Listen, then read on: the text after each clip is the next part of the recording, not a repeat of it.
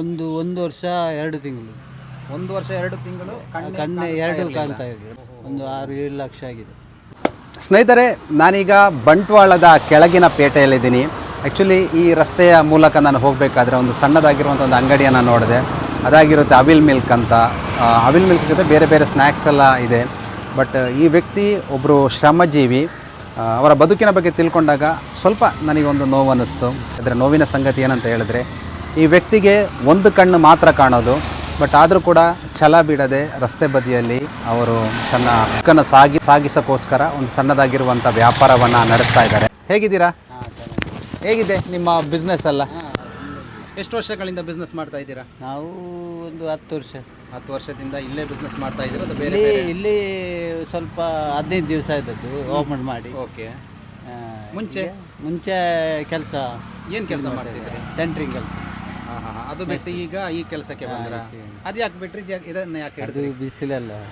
ಬಿಸಿಲಲ್ಲಿ ನಿಮ್ಗೆ ಆಗಲ್ಲ? ಪ್ರಾಬ್ಲಮ್ಸ್ ಏನೋ? ಕಣ್ಣೊಂದು ಕಾಣಲ್ಲ, ಅದು ಬಿಸಿಲಿಗೆ ಸ್ವಲ್ಪ ಪ್ರಾಬ್ಲಮ್ ಆಗುತ್ತೆ. ಓಕೆ. ಬಿಸಿಲಲ್ಲಿ ಹೋದಾಗ ನಿಮಗೆ ಒಂದು ಕಣ್ಣಲ್ಲಿ ಅದು ಸ್ವಲ್ಪ ಪ್ರಕಾಶಮಾನ ನಿಮ್ಮ ಕಣ್ಣಿಗೆ ಹೊಡೆಯುತ್ತೆ. ಹಾಗಾಗಿ ಸೊ ಈಗ ಒಂದು ಕಣ್ಣು ಇಟ್ಕೊಂಡು ಹೇಗೆ ವ್ಯಾಪಾರ ಮಾಡ್ತೀರಾ? ಮಾಡ್ಬೋದು, ಮಾಡಲೇಬೇಕು, ಅನಿವಾರ್ಯ.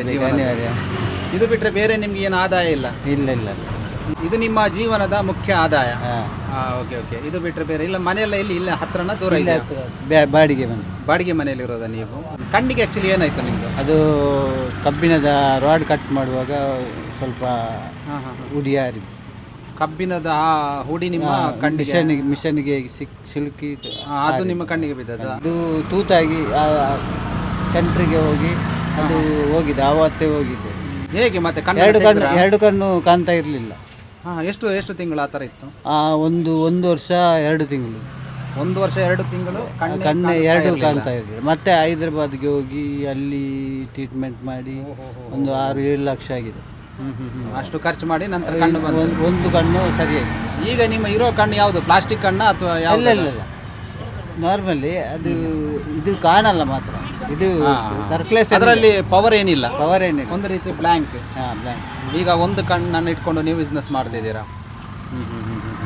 ಆ್ಯಂಡ್ ಜನರಿಗೂ ಕೂಡ ನಾನು ರಿಕ್ವೆಸ್ಟ್ ಏನು ಮಾಡೋದು ಅಂತ ಹೇಳಿದ್ರೆ, ಒಂದು ವೇಳೆ ಈ ರಸ್ತೆಯ ಮೂಲಕ ನೀವು ಬರೋದಾದರೆ ಇವರಿಗೆ ನೀವು ಸಪೋರ್ಟ್ ಮಾಡಿ. ನಿಮ್ಮ ಹೆಸರು ಏನಂತ ಹೇಳಿದ್ರೆ?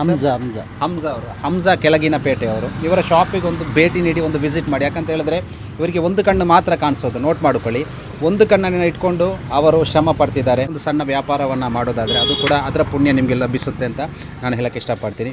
ಎನಿವೇಸ್ ಸ್ನೇಹಿತರೆ, ಈ ಲೊಕೇಶನ್ ಯಾವುದು ಅಂತ ನಾನು ನಿಮಗೆ ತೋರಿಸ್ತೀನಿ ವಿಡಿಯೋ ಮೂಲಕ. ಸೊ ಇಲ್ಲಿಗೆ ಬಂದು ಒಂದು ಸಲ ದಯವಿಟ್ಟು ನೀವು ಮಿಸ್ ಮಾಡದೆ ಅವ್ರಿಗೊಂದು ಸಪೋರ್ಟನ್ನು ಮಾಡಿ ಅಂತ ಕೇಳ್ಕೊಡ್ತೀನಿ. Thank you.